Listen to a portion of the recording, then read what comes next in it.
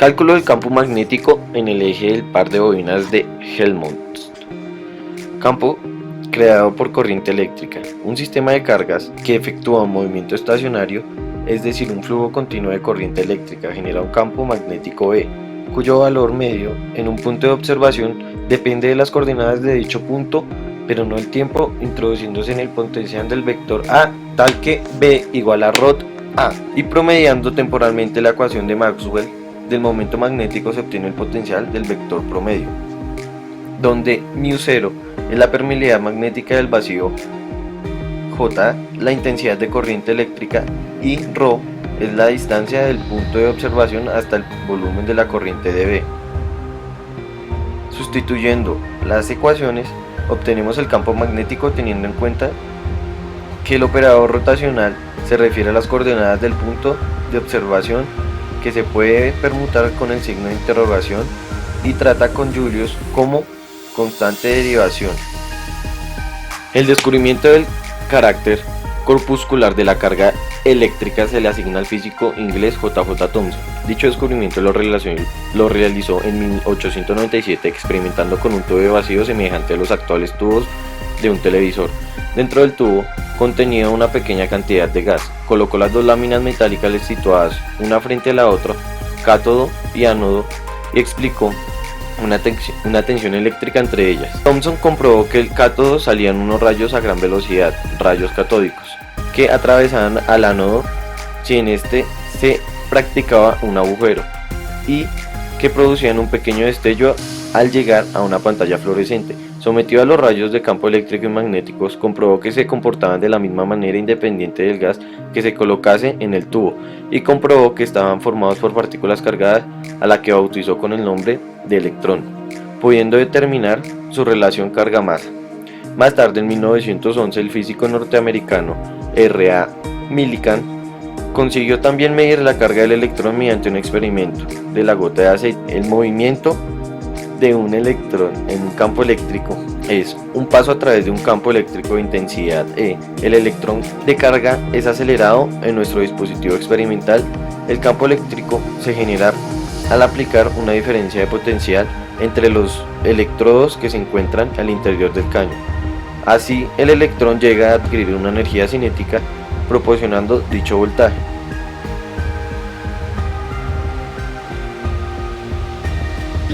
Unidades de electrones, ¿sí? Lo estaría disparando normal, derechito. Porque ¿qué es lo que tengo ahí? Digamos que es un gas excitado, imagino que será un gas doble, y entonces todos los electrones es fácil de quitarlos, sacarlos del último nivel de valencia, bla bla bla, y tener ese haz de luz, ¿cierto? Cuando yo prendo acá, estoy haciendo que ahora funcione el campo magnético de la bobina.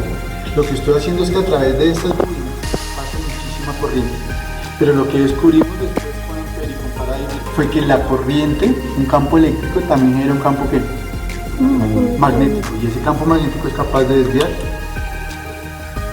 electrones o cualquier cosa que tenga electricidad, ¿sí? Pero lo que vamos nosotros a mirar hoy es cómo vamos a hacer la relación carga-masa.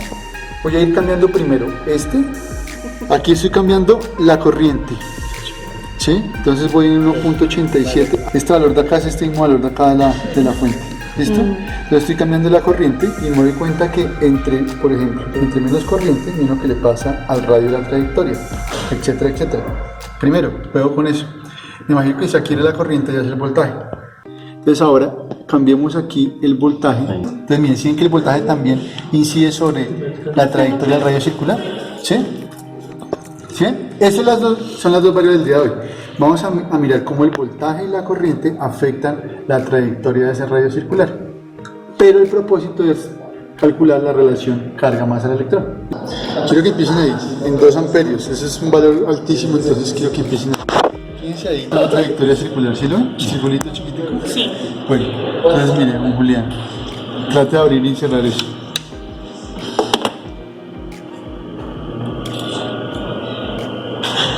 Entonces la precisión del experimento va a recaer sobre Julián. Con esas pestañitas él va a medir el diámetro de esta trayectoria, y lo que tú vas a hacer es solamente ir variando acá la corriente. Este mide la corriente. ¿Listo? Entonces con una corriente de 1.88 da un diámetro allá de tanto. ¿Qué les va a decir? Aquí me dicen como les digo, aquí en 2 y van bajando hasta aquí, tomen 8 voltios. ¿Listo? ¿8? Sí, pero súper rápido. Y después de eso, lo dejan como por ahí, en un valor como intermedio, el círculo, y dejan este constante y empiezan a variar este algo. Lo que vamos a hacer es que vamos a medir el radio que da la bobina teniendo el voltaje constante y moviendo la corriente desde 2,00 hasta un número menor, 1,89.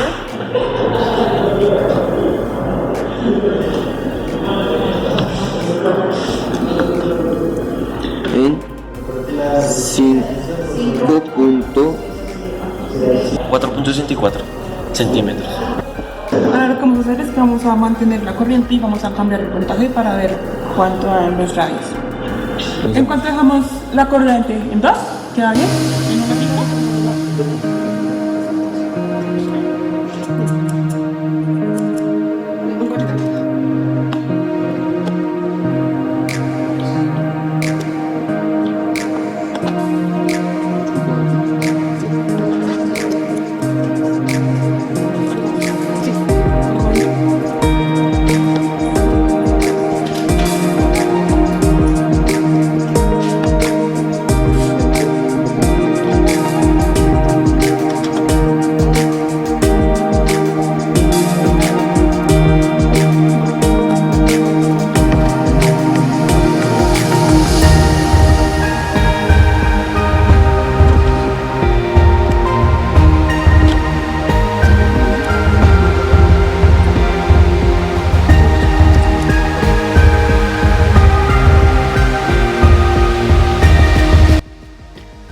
Realizando las debidas deducciones encontramos que la relación carga-masa podemos hallar por la fórmula 2 veces el voltaje sobre el radio encontrado en la práctica al cuadrado por el campo magnético al cuadrado. El campo magnético al cuadrado lo podemos encontrar con esta fórmula que es dada debido a las especificaciones de las bobinas que se tienen en el laboratorio. Entonces tenemos que es μ por 4/5 elevado a la 3 medios por n, que es el número de espiras, sobre el radio de la bobina por la corriente.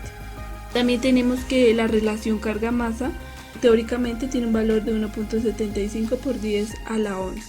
Entonces cuando vamos a calcular la relación carga-masa cuando la corriente es constante, entonces hallamos el campo en este caso va a ser constante debido a que, bueno, μ es constante, el número de espiras que lo da las especificaciones de las bobinas que se tienen.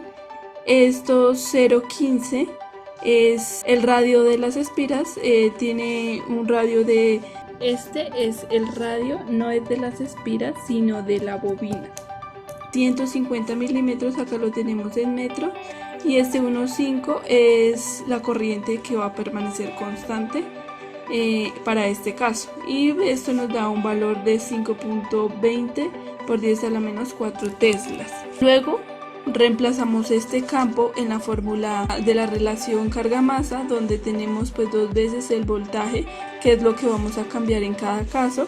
Acá tenemos los datos y los del radio, bueno, el radio que se encontró. Entonces lo que vamos a cambiar en este caso pues es el voltaje y este radio. Haciendo los debidos cálculos encontramos estos valores y encontramos que el promedio de estos valores da un valor de 1.71 por 10 a la 11. Es un valor muy aproximado al teórico. Es dividir la carga del electrón sobre su masa y pues nos da un valor de 1.75 por 10 a la 11. Coulomb sobre kilogramo. Bueno, entonces siguiendo con el otro, ahora vamos a mirar la relación de carga-masa cuando el voltaje es constante. Entonces nosotros tomamos un voltaje constante de 260 voltios. Entonces cuando este voltaje es constante, entonces vemos que la corriente va a cambiar. Entonces para el campo magnético pues tenemos la misma fórmula, pero pues ahora tenemos diferentes valores de campo, ya que la corriente va a cambiar. Acá tenemos nuestros datos. Entonces lo que hacemos es pues todo queda constante excepto la corriente, entonces la vamos reemplazando por los valores obtenidos de corriente y pues se obtienen estos valores.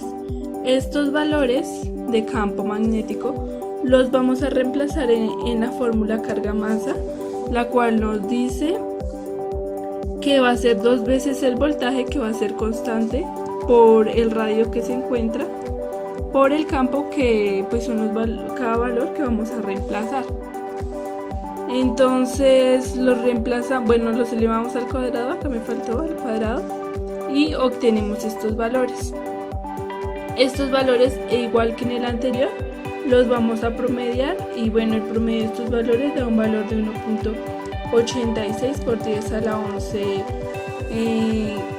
coulomb sobre kilogramo cuadrado, pues es un valor aproximado al valor teórico, que es 1.75 por 10 a la 11.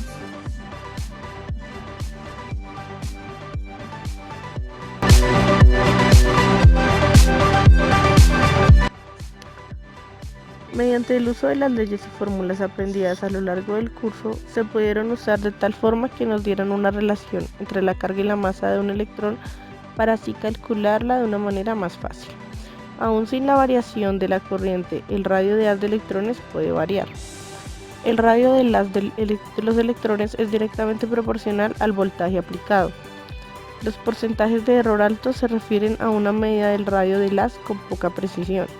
Que el haz de electrones se manifieste de forma circular es debido a que la fuerza magnética que está presente gracias al campo magnético